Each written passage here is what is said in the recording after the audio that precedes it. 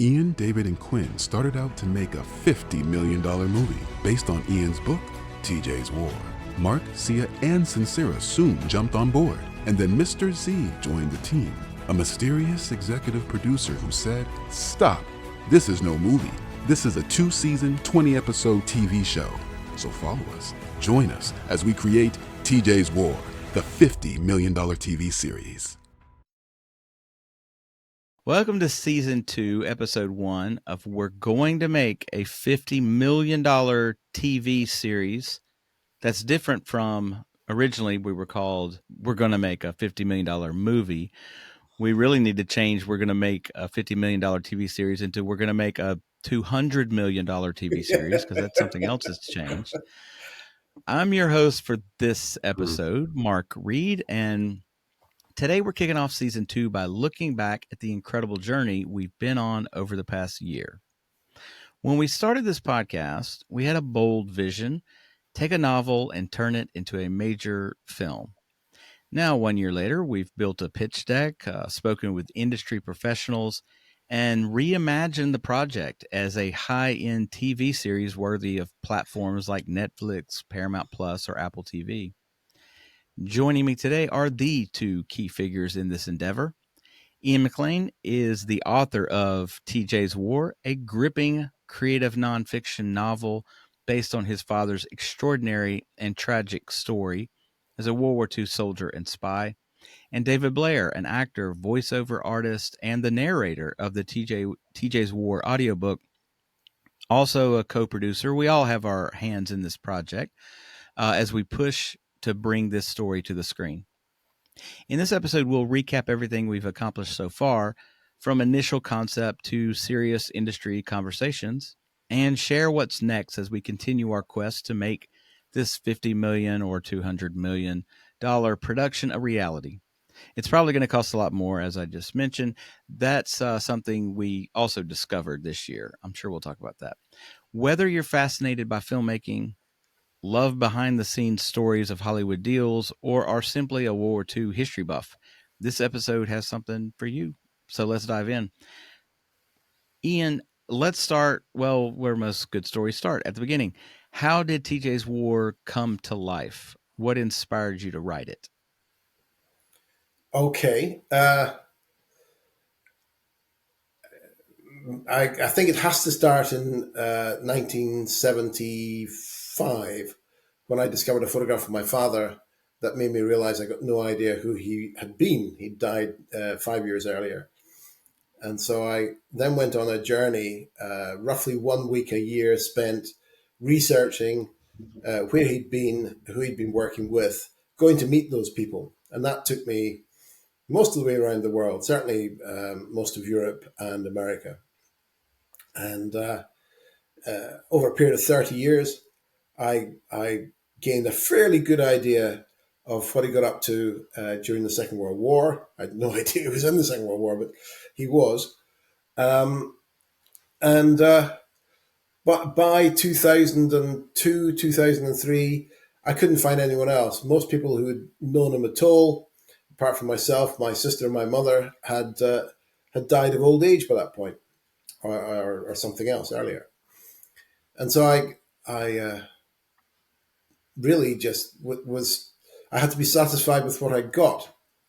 Now, the years went on, and my children grew up, and I wanted them to know about their grandfather, because the best they had was that he died of alcoholism at the age of 49, a wreck of a man.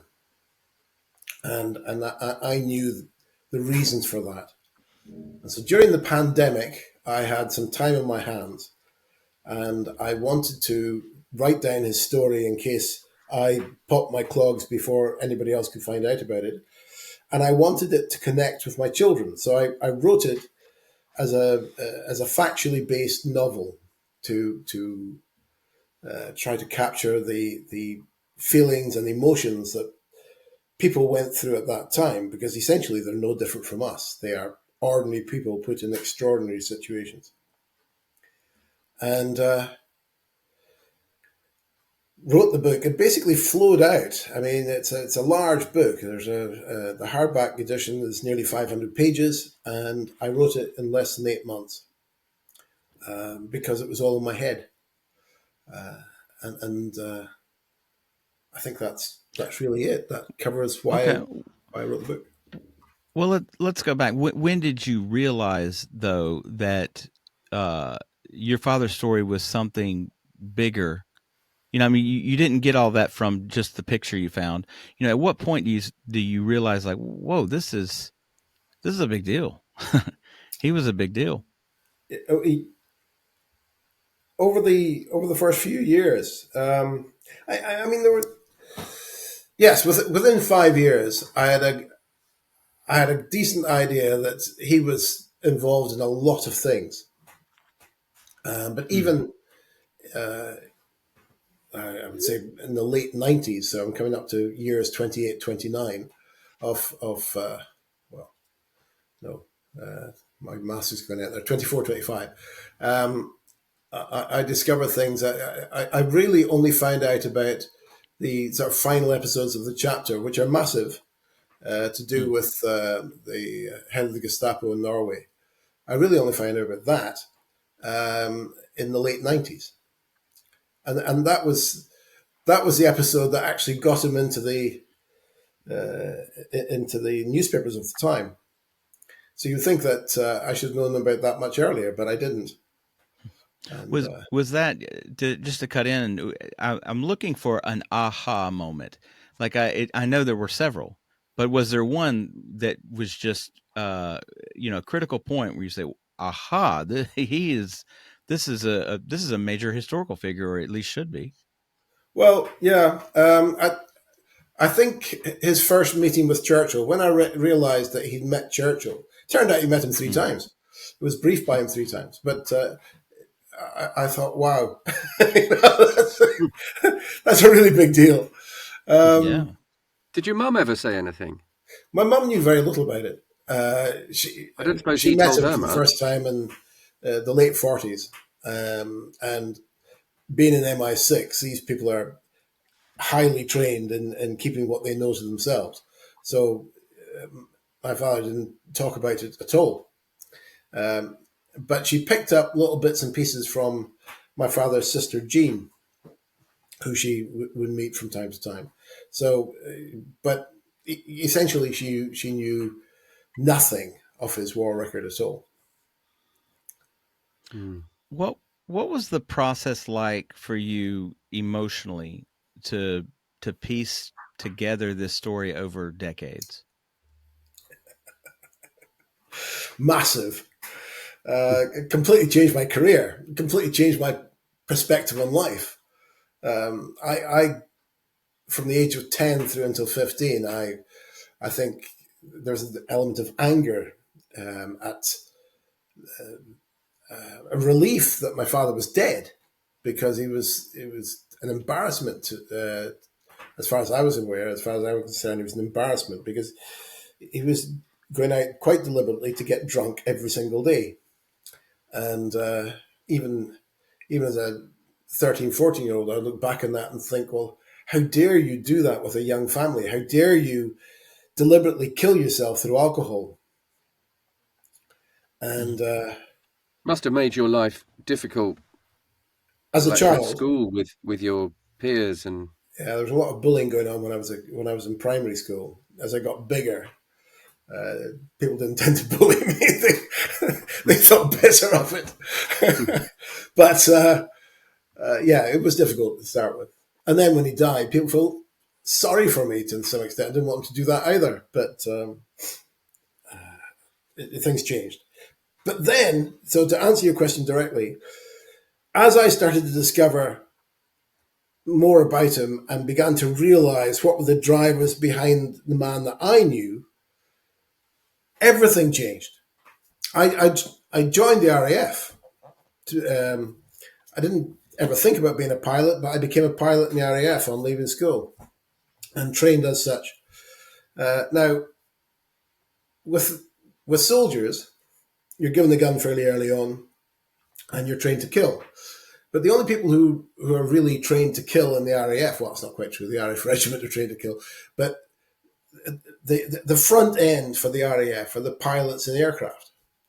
And so from a fairly early stage, I was taking on the responsibility that at some point in the future, I'd be asked to get into an aircraft and go off and kill people. And initially, I think I was quite comfortable with that. But as I learned more and more about my father, I began to question that within myself more and more. And I just finally decided, there? I really don't want to kill anyone. When you were in the RAF, were you at this point finding out about your father? Yes, absolutely. Continuing to go on a week's leave, going to Norway and going to Denmark and so on. So yeah. Let's fast forward. You've put it together. You've written the book. David, tell us how you became involved. I realize you two were friends beforehand, but No. Oh no. No, we met. Iain advertised the job, the audiobook. Mm-hmm. And okay. no, I didn't know Iain from Adam at that point. Oh, I thought you guys. That's something I didn't. I see. I'm learning as we go. Yeah, no, just feels like it's been a long time. Well, then when he approached you, so then he approached you about or he had advertised about the job, and well, you got it, and you are the acclaimed voice of the novel TJ's War in the audiobook version. When he then told you, hey, what about, was it your idea to make it to a movie, or did he say, hey, we were both starting to, I think it had come up in conversation a few times, and then we started to just look into it a bit more and think, well, maybe it could be. And I said I'd love to be involved in that. And I knew a little bit about the kind of the other side of TV and film and stuff just from being an actor. Mm-hmm. And I guess at that point, poor old Iain was his only link to the sort of creative producing movie TV side of things. So we just started, we forged ahead. We started the podcast.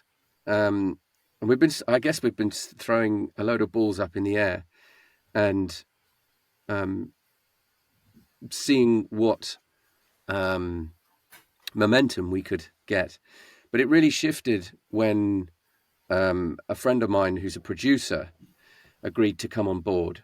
I shared I think we gave him the book and the audio version, and he listened to the whole thing in a week or two, loved it, and we talked a bit more, and he said he would really like to be involved. So the three of us have been working on that quite a bit recently, along with you guys as well. And well, I think we're at the stage. Well, I won't say too much about that yet, but before you jump into that, David, yeah, I was thinking of this question after you asked it while David was answering it, and I think the possibility of it becoming more than just a book and an audiobook was when I listened to what David had produced, because I thought what David was going to do when he went off to do the audiobook was simply read it.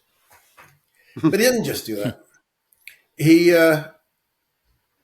took on 100 different characters. I didn't know there was 100 characters in the book, but there were. And so when you listen to the audiobook, he does a brilliant Churchill.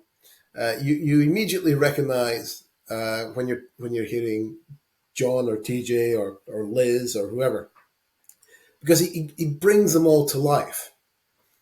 And so when I was listening to this, I actually listened to it. The first time I heard it, it's 23 and a half hours long. The first time I heard it, I had to hear it again because I felt, wow. And there were times in listening to it again where I would think, well, I've got to go and do something else, but I can't because I need to know what happens next. And I'd written the book. That's terrific, yeah. It was really something special. And that's when I thought, well, there's really something here. And it was also the reaction of people who read the book or heard the audiobook, their reaction to this as well. A number of their early comments were, this would make a great film. So these were things that were helping to stir the pot and really bring some order out of that chaos. Funnily enough, I was just listening to a podcast called The Rest Is Entertainment. There's quite a few The Rest Is podcasts around at the moment. It's with Marina Hyde and his name escapes me now. But anyway, they were talking last night about the listeners were sending in questions, and they were talking about how the process of making audiobooks and how long it takes.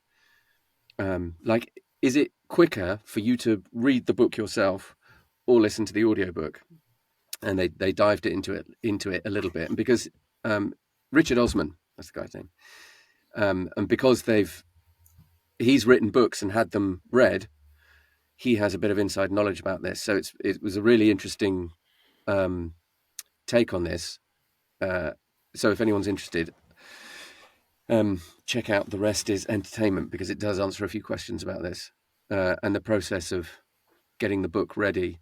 There's a classic, I think I might have said this in a previous pod last year, but there's a classic scenario where if you don't, people say, well, why can't you just sit down and read it? But if you don't prepare, then you might start with a voice for someone and then find out 300 pages later where it says they're actually Welsh.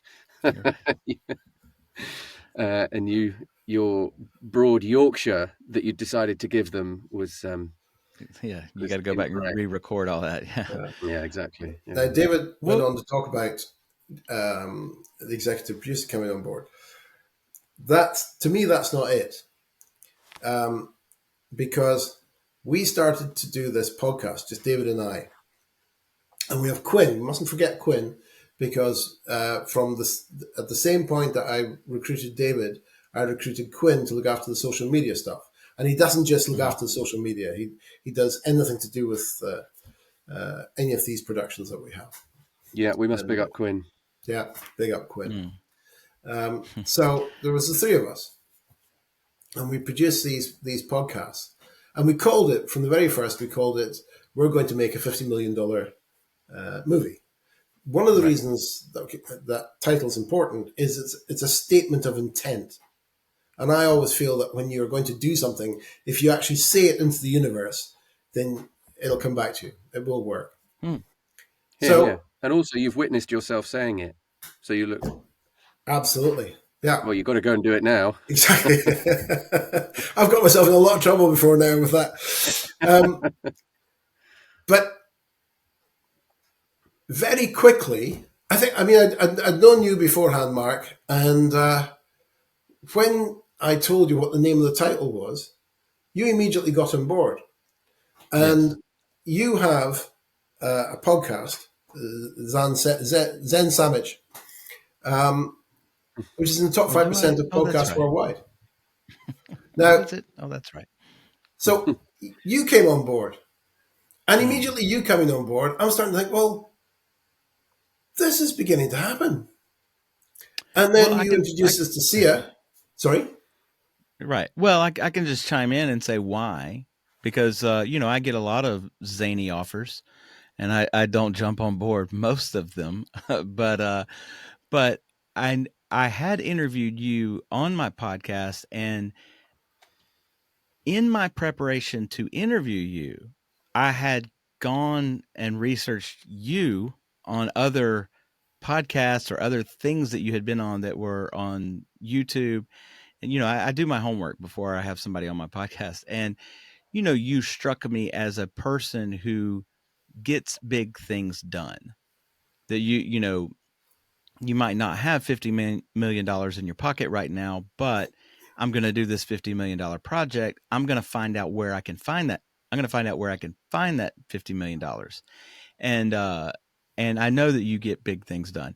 So there was that combined with, the great idea of like, hey, let's make a podcast about that examines the process, I thought, well, that's exciting. I would want to listen to that podcast. I would want to. I would be a fan of that.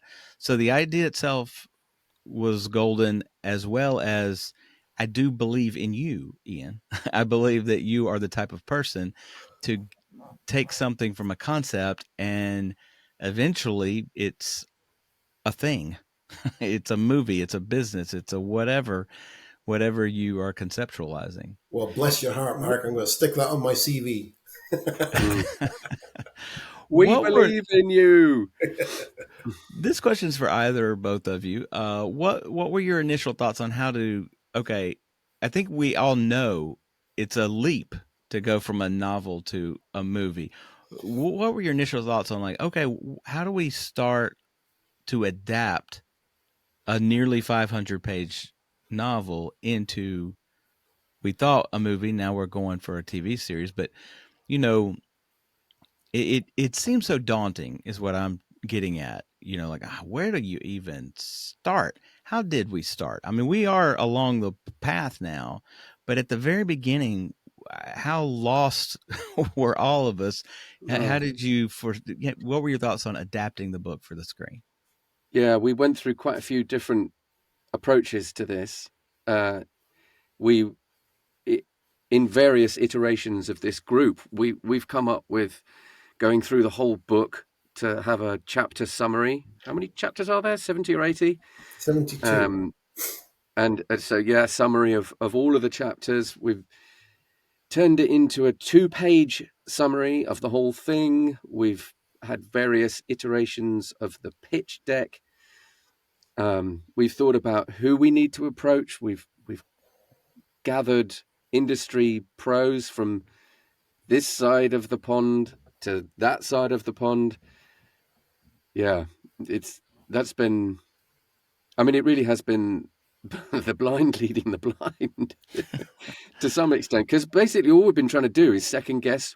Obviously, we can't make it, so we've been trying to guess what will be needed. Mm. But it's not the Okay. blind leading the blind. I don't agree with that, David. I think we Okay, headless chickens then. no, not even that. We are blind. It's Rumsfeld, isn't it? It's we don't know what we don't know, and then we get to the point where we know what we know. But we knew we didn't know right at the beginning. We knew we didn't know, and we knew that we needed to talk to people who did, and that's what we've done. And I was just going to say, after Mark very quickly introduced us to Sia, and Sia is very important to all of this. Sia, I knew that she, just like you guys recruited Quinn, and when Iain, you approached me, I went through my mental Rolodex of, like, okay, who's the right person to get involved? Because there were several other candidates, yeah, but I thought, Sia Yasatornrat, she's the person I want to bring into this, because she will know what, you've put it, you've put it like this once, Iain, that everybody comes to this band of misfits with their own special set of skills and talents. And I knew that, I mean, I know a little bit about the podcasting arena, but I knew that Sia knew some things I didn't, or that she could fill in the gaps where I can't.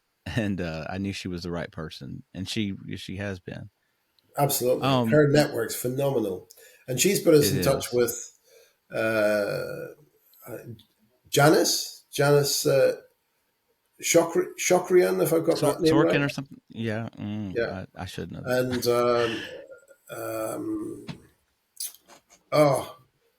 the chap from PBS who's gone out to crazy places, Earl. That's me. I put you into. I did some stuff around here, Ian. I'm the one that put that together. Earl Bridges. That's a buddy yes. of mine. Yeah, I'm your connection there, my friend. I'm overblowing Sia. I'm sorry. Lest we forget. Sia, you're not nearly as important as I thought. No, Sia is incredibly important. I'm just saying, I did a couple of things. You I did did. bring in Earl. Rob Crotline, he also is a World War II expert. Absolutely. Yeah. So when we started the podcast, Sammy, we had a don't forget Sammy. Yeah, no, that okay. See, I did that one. You There we got go. to get all this And straight. We'll get you one of those boards with all the like lines and the string that connects all the dots or whatever. and Sincera came along with the voice and a lot more besides. I mean, that man has got a real tap into spirituality at a level I've rarely come across before. So he's he's like this cloud in the background, sort of a bit like who's over the fence in Home Improvements. Oh, Oh yeah. it's not Wilson, is it? Wilson, I think that's right. To me, he's like Okay. Wilson, and I go to Wilson and I get cheered up again. I'm ready to cry. He's like that to me. I think this is a good stopping point for a break. So in the second half of this discussion, we can dive into the challenges we face or the lessons we learn and what we hope to achieve in the coming year. Very good. See you in a bit, See you on the folks. other side. To find out more about the book, visit tjswar.com. And to buy it, click on the Amazon link below.